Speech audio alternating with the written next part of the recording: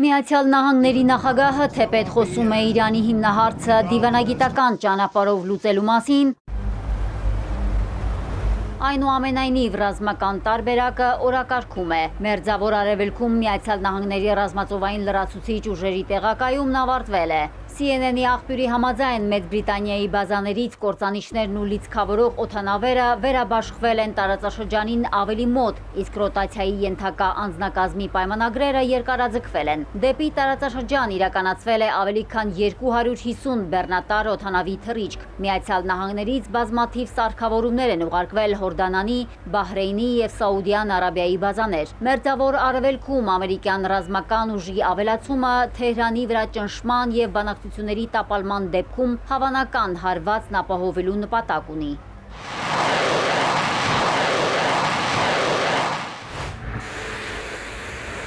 Օմանի միջնորդությամբ Միացյալ Նահանգներ-Իրան միջուկային բանակցությունների երկրորդ փուլը Ժնևում է, Օմանի դեսպանատանը։ Հանդիպմանը մասնակցում են Իրանի արտգործնախարար Աբբաս Արաղչին, Թրամփի հատուկ բանագնաց Սթիվ Ուիթքոֆը և նախագահի փեսան Ջարեդ Քուշները, ինչպես նաև Օմանի արտգործնախարարը։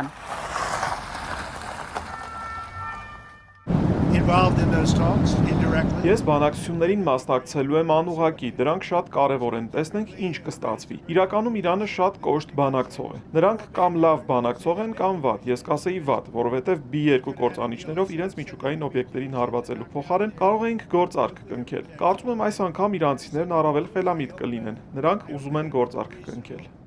Էքսիոսն էլ նշում է, որ բանակցությունները կարող են լինել վճռորոշ, երկու երկրները շարժվում են դեպի նոր միջուկային համաձայնագիր, թե պատերազմ։ Ամերիկացիներն ակնկալում են, որ Իրանը շոշափելի զիջումների կգնա միջուկային ծրագրի հարցում։ Թեհրանի հետ համաձայնության գալու դժվարություններից խոսել է նաև Միացյալ Նահանգների պետքարտուղարը։ Իրանի հետ գործարք կնքելը դյուրին բան չէ, ես դա ասել եմ երեկ, ասում եմ նաև այսօր։ Ես նկատի ունեմ, որ պետք է հասկանանք, որ Իրանը կառավարում և որոշումները կայացնում են արմատական շիա հոգևորականները։ Նրանք քաղաքական որոշումները կայացնում են հիմնվելով բացառապես աստվածաբանության վրա։ Բարդ խնդիր է, բայց մենք պետք է փորձենք։ Իրանական պատվիրակությանը միացած Իսլամական Հանրապետության արտգործնախարարության պաշտոնական ներկայացուցիչն ասել է, որ ամբողջ թիմը պատրաստ է բանակցություններին։ Մենք եկել ենք ամբողջ կազմով, ներկային միջուկային ոլորտի փորձագետները և տեխնիկական անձնակազմը, ինչպես նաև իրավաբանական և տնտեսական մասնագետներ։ Սա ինքնին արտացոլում է Իրանի լուրջ տրամադրվածությունը։ Պատժամիջոցների մեղմացման հարցը մեզ համար ցանկացած դիվանագիտական գործընթացի անբաժան մասն է։ Իրանի թշնամիներին նախազգուշացնող հայտարարությամբ հանդես է եկել Իրանի հոգևոր առաջնորդը։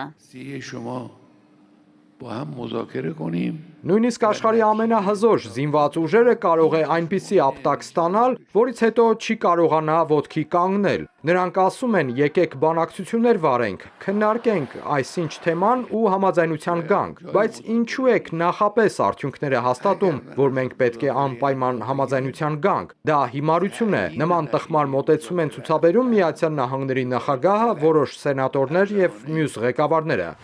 Վճռորոշ բանակցությունների ձախողման դեպքում հավանական ռազմական առճակատմանը պատրաստվում է ոչ միայն նահանգները։ Իրանի Իսլամական հեղափոխության պահապանների կորպուսի ռազմածովային ուժերը տարածաշրջանային լարվածության աճի ֆոնին անցկացրել են Հորմուզի նեղուցի խելացի վերահսկողություն անվանումով զորավարժություններ։ Զորախաղերի նպատակն է գնահատել կորպուսի ռազմածովային ուժերի գործառնական պատրաստվածությունը, վերանայել անվտանգության ծրագրերը և մարտական սցենարները, նաև պատրաստվել Հորմուզի նեղուցում հնարավոր սպառնալիքներին։